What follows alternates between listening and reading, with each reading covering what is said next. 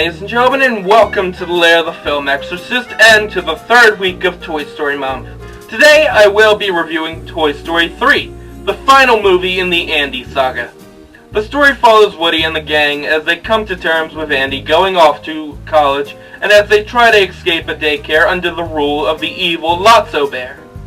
The crew consists of the same people from Toy Story, except with the addition of Lee Unkrich, Darla K. Anderson, and Michael Arndt. And if you want to know the rest of the crew, please check out my reviews of the first and second Toy Story movies.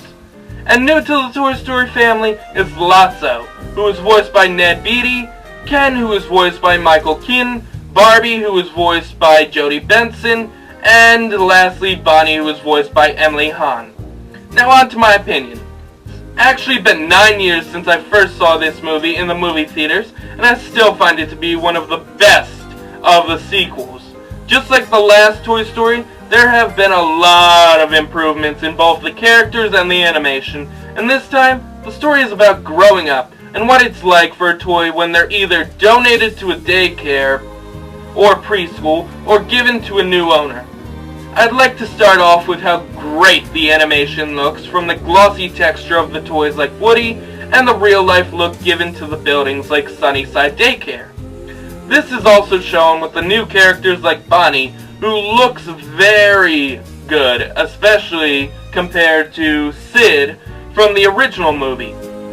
Next, I'd like to take notice of the amazing visuals used during the opening sequence to show how much Andy's imagination has grown. And the story seems very similar to the story Andy was playing out during the opening scene of the first Toy Story movie, minus the weird monkey subplot which now has become a giant ocean of monkeys, and the train scene with the orphans.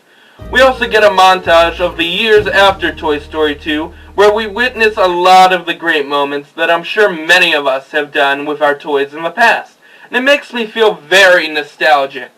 On top of that, I love the scene with the incinerator.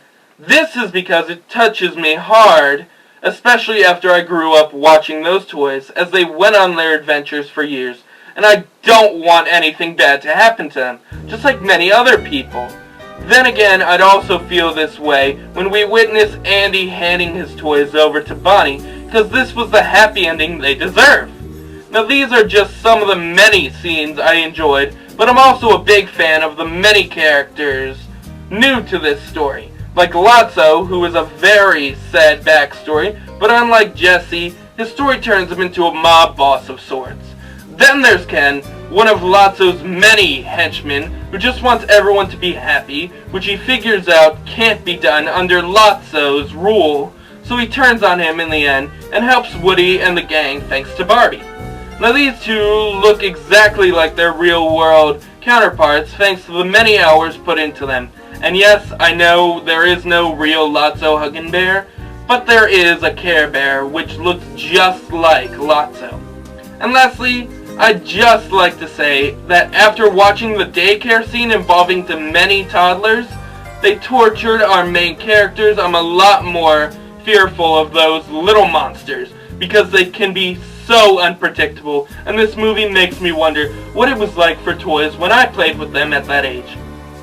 Now, if it's not clear yet, this movie really makes me think about the world around me, and from a different point of view.